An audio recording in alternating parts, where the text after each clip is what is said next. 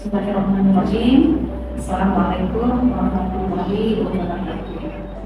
Saya Maswati, SPD di NPB, salah satu dosen pendidikan Islam anak usia dini pada Fakultas Agama Islam Universitas Muhammadiyah Palembang. Saya merupakan dosen pengampu mata kuliah pendidikan Islam anak usia dini.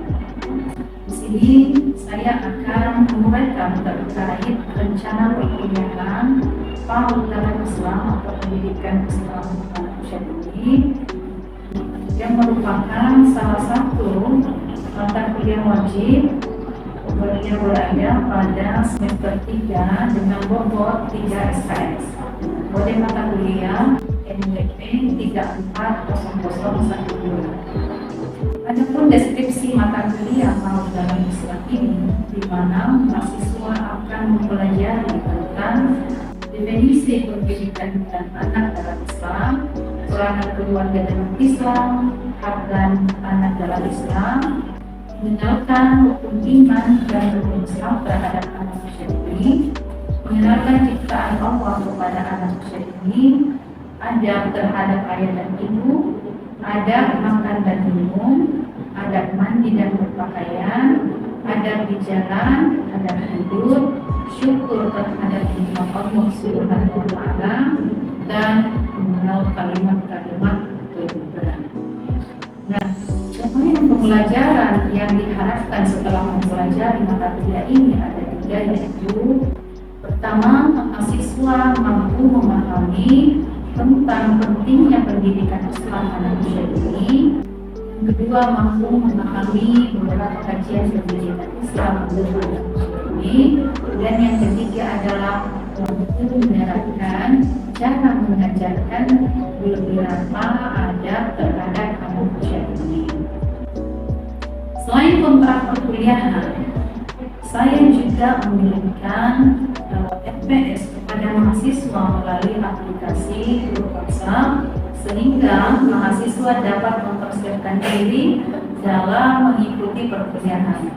Selain absensi secara manual dengan mengisi absensi yang ada pada DP3, mahasiswa juga wajib mengabsen di dalam grup WhatsApp. Selanjutnya dalam mata kuliah ini, saya menerapkan sistem pengajaran DIE, di mana diberi adalah saya melakukan persiapan ragam pembelajaran untuk membantu mahasiswa belajar mandiri sehingga materi yang diberikan dapat diterima dengan baik. Yang kedua adalah interaksional. Interaction adalah kegiatan tatap muka yang dilakukan di kelas. Yang ketiga, asesmen, yaitu saya memberikan tugas kepada mahasiswa terkait materi perkuliahan yang telah dipelajari. Adapun sistem penilaian pada mata kuliah ini yaitu yang pertama partisipasi 10%, sikap 15%, ujian tengah semester 25%, tugas 15%, dan yang terakhir adalah ujian akhir semester 35%. Dalam rencana pembelajaran yang akan dilakukan pada mata kuliah PAUD dalam Islam, saya akan menyajikan dalam video pembelajaran. Terima kasih. Assalamualaikum warahmatullahi wabarakatuh. Baik, Assalamualaikum warahmatullahi wabarakatuh.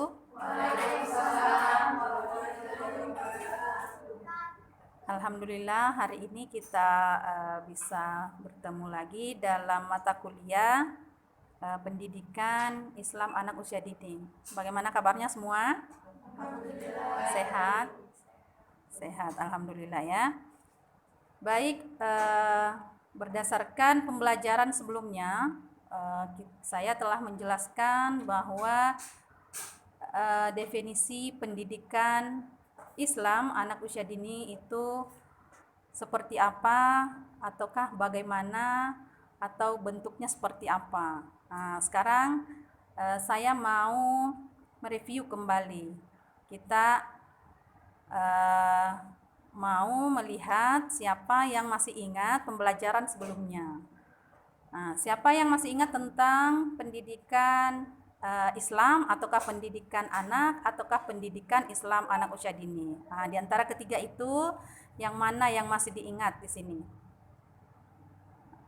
Ayo.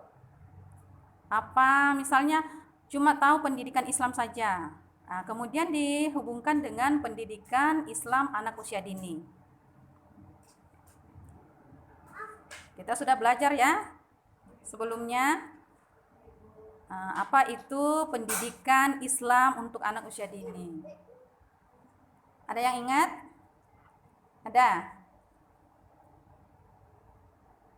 Saya ulang ya, pendidikan Islam itu merupakan bentuk atau cara memperkenalkan nilai-nilai Islam kepada anak usia dini. Jadi sejak dini itu kita harus memperkenalkan bagaimana pendidikan Islam kepada anak-anak di usia dini. Karena kenapa? Pendidikan itu adalah pondasi awal. Pendidikan usia dini itu adalah pondasi awal dari semua pendidikan. Jadi jenjang pendidikan yang paling utama itu adalah pembentukan karakter orang, pembentukan karakter anak sebelum dia dewasa itu adalah di pendidikan anak usia dini. Contohnya, kita ada di TK. Di TK ya. Kalau kita di TK itu namanya pendidikan apa? Pendidikan anak usia dini ya. Biasa disingkat dengan kata PAUD ya, PAUD. Baik. Nah, disitulah kemudian kita diasah, diberikan pendidikan sejak dini. Pendidikan bermula dari pendidikan di usia dini. Kenapa? Di situ dia berdampingan dengan pendidikan keluarga. Ya. Jadi pendidikan anak usia dini itu cuma bedanya kalau di TK itu atau di PAUD, bedanya itu kita masuk ke lembaga. Ya. Tapi pada dasarnya pendidikan anak usia dini itu anak di TK, anak di PAUD, anak di KB itu adalah pendidikan keluarga. Dulu kan pendidikan anak usia dini masih masuk dalam kategori pendidikan non formal. Ya, karena dia merupakan pendidikan keluarga. Ya. Tapi sekarang sudah beranjak atau peralihan ke pendidikan formal. Ya, sekarang sudah pelan-pelan makin ke sana makin berubah. Jadi sudah dibedakan dari pendidikan keluarga sekarang menjadi pendidikan formal ya. Jadi pendidikan anak usia dini itu sudah diformalkan sekarang ya. Baik. Nah, di sini ada beberapa prinsip pendidikan dalam Islam. Nah, ini pendidikan secara umum ya. Tapi kita membawa ini ke pendidikan dasar atau pendidikan anak usia dini. Yang pertama adalah kepercayaan kepada Allah Subhanahu wa taala, yang kedua adalah Rasulullah sebagai tauladan, yang ketiga kesadaran sosial, yang keempat pembentukan karakter. Nah, yang di mana di sini yang dimaksud kepercayaan pada Allah Subhanahu wa taala. Saya kasih contoh begini. Saya kasih bayangan ya.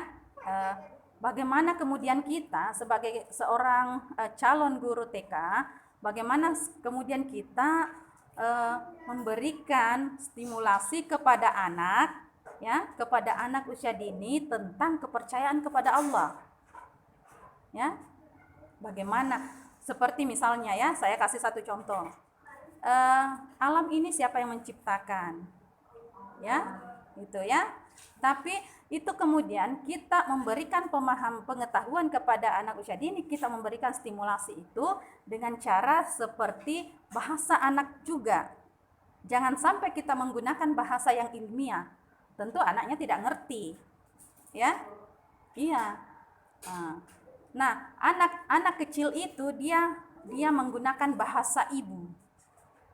Ya, tapi bukan juga dengan menggunakan bahasa bahwa ada yang kadang menggunakan bahasa yang saat anak yang belum lancar berbicara, bukan juga seperti itu, tapi menuntun mereka untuk bisa mengucapkan, ya, bukan mengikuti bagaimana dia tidak bisa mengucapkan kata atau huruf dengan jelas, bukan mengikuti seperti itu. Nah, di sini kita membangun kepercayaan dia, mulai mengenalkan dia kepada alam, ya, sehingga perlu ada pembelajaran yang bisa merangsang pengetahuan bagi anak didik, pemahaman atau menanamkan pengetahuan kepada anak didik, anak kecil ini, anak usia dini, bahwa alam ini adalah ciptaan Allah.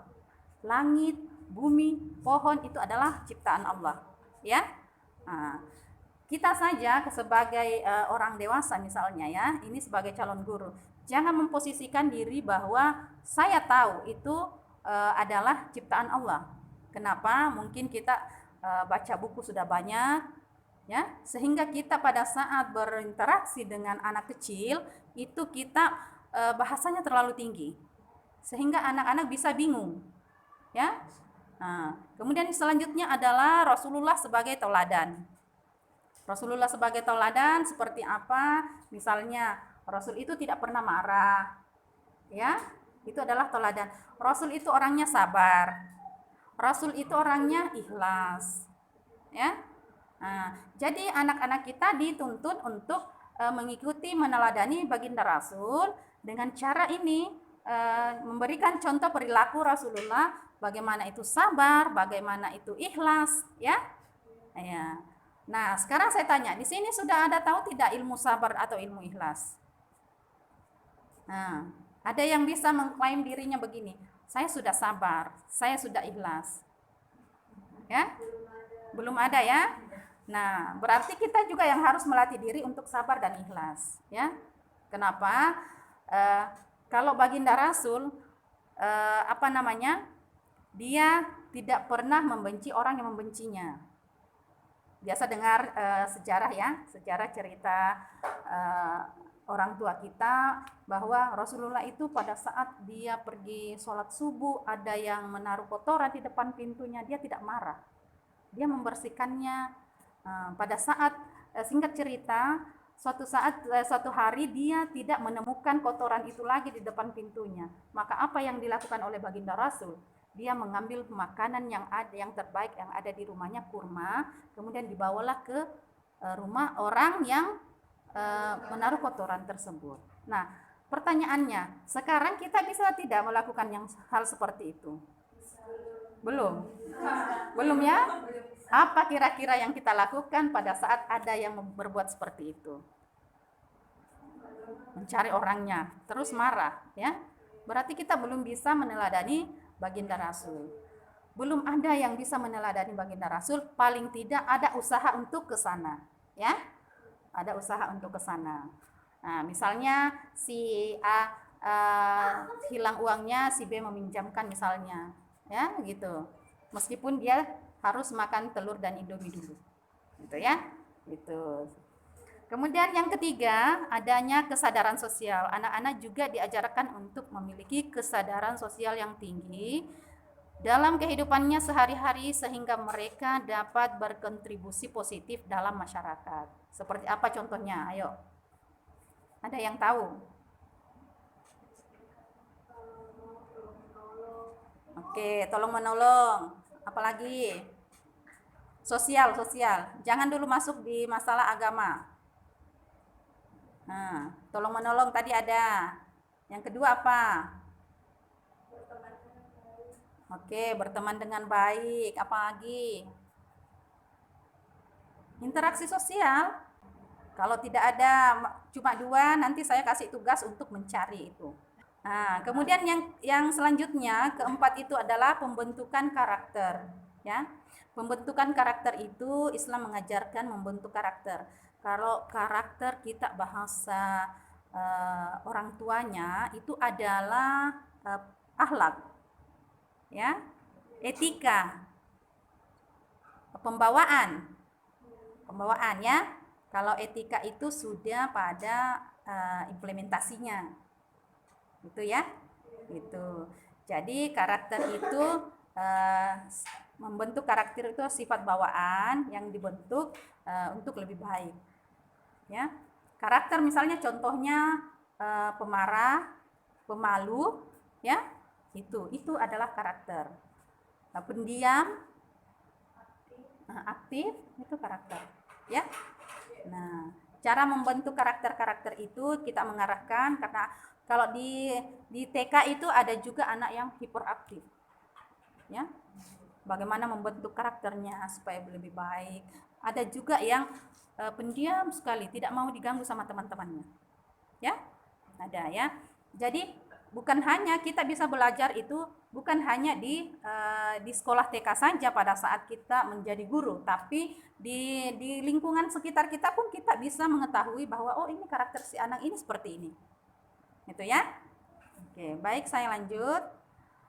Di sini ada metode pengajaran dalam PAUD. Misalnya yang pertama itu adalah permainan edukatif Islami.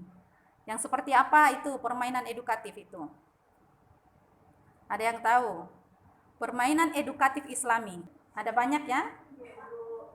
Ada meronceng, ada kotak, ada poster. Itu semua permainan edukatif, ya. Yang diedukasi. Itu permainan. Kenapa di sini kita menggunakan permainan edukatif? Karena itu merupakan media yang bisa menarik perhatian anak didik. Anak kecil itu suka yang unik. Anak kecil itu suka yang berwarna, ya. Anak kecil itu suka warnanya yang ngejreng, ya. Yang tabrak lari biasa warnanya, ya. Kadang ada merah, nabrak sama orange. Jadinya apa? Silau, ya. Gitu. Jadi anak TK itu jangan diberikan warna yang soft atau warna yang kalem. Dia kurang suka dengan warna seperti itu. Dominan, kalau kita melihat anak kecil, dominan mereka suka warna yang terang, ya. Sehingga permainan yang kita berikan itu harus permainan yang warnanya yang menarik, ya. Sama halnya dengan kalau makanan, coba tawarkan dia makanan yang warna pink dengan yang warna coklat. Yang dominan mana anak ambil? Yang pink, ya, karena dia suka warna terang. Itu, ya. Kemudian yang kedua, cerita Islami. Cerita Islami kita memberikan stimulasi, kita memberikan cerita-cerita. Jangan memberikan cerita. Kadang ada orang tua memberikan cerita sinetron, ya. Tuh, kita memberikan cerita Islami seperti kisah Nabi, ya.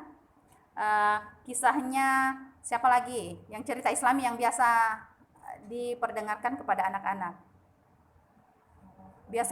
Biasa menonton film Ipin Upin, ya. Film Ipin Upin itu yang Islami. Dia mengajarkan anak berpuasa, berzakat, ya, bersedekah, tolong menolong, itu Islami, ya, seperti itu. Kemudian di sini yang ketiga, pemanfaatan teknologi. Nah, teknologi itu seperti zaman sekarang sudah kita harus menggunakan teknologi. Anak-anak kecil juga sudah banyak, seperti contoh kecilnya, rata-rata anak kecil yang saat sekarang ini menggunakan handphone, ya. Dia malah lebih mudah mengakses atau mendownload aplikasi daripada orang tuanya, ya. Jadi kita bisa memanfaatkan kegemarannya menggunakan teknologi dengan cara menuntun dia. Seperti contohnya ada biasa game Islami, ya. Kadang ada game Islami kita tekan, ini bahasa Arabnya apa? Alif. Ini bacanya apa? Alif, ba. Ada, ya? Ada. Itu kita memanfaatkan teknologi. Tapi jangan menganggap bahwa teknologi itu sebatas Android saja, handphone saja, internet saja. Bukan, ya? Kadang ada juga pernah lihat mainan anak itu seperti laptop mainan yang dia bisa menyebutkan angka atau menyebutkan nama hewan, ya. Kita tekan tombolnya saja, ya. Ada, ya. Nah, itu merupakan satu teknologi juga. Nah, kalau kita menganggap bahwa itu bukan teknologi, nah sekarang kalau kita melihat ke belakang, kita flashback, waktu kita masih TK ataukah saya masih TK, di situ belum ada permainan itu. Kita masih pakai kapur tulis. Yang menariknya itu kapurnya berwarna-warni, ya. Masih dapat? Masih. Nah, sekarang sudah tidak berlaku lagi meskipun ada kapur berwarna-warni itu di sekolah, tapi yang dominan digunakan itu yang menggunakan teknologi. Nah, kemudian tantangan dalam pendidikan Islam anak usia dini, yang pertama tantangan finansial, tantangan peran orang tua, kemudian yang ketiga tantangan jangkauan wilayah. Yang tantangan finansial itu adalah perekonomian. Ya, finansial itu adalah perekonomian, ya. Kalau bahasa kasarnya adalah uang, materi, gitu ya. Terkadang anak susah ataukah mereka pesimis untuk bersekolah karena finansial orang tuanya, ya. Bukan hanya anak-anak sebenarnya yang pesimis tentang itu, tapi orang tua juga, ya. Kemudian yang kedua, tantangan peran orang tua. Nah, peran orang tua di sini sangat mendukung pendidikan anak. Yang pertama, kadang kan orang tua tidak mempedulikan anaknya mau bersekolah di mana, ya. Tidak pernah mempedulikan dia mau sekolah di mana, dia mau belajar apa. Kalau ada yang mengajaknya sekolah, memasukkannya saja di sekolah, tapi kemudian setelah kembali ke rumah tidak ada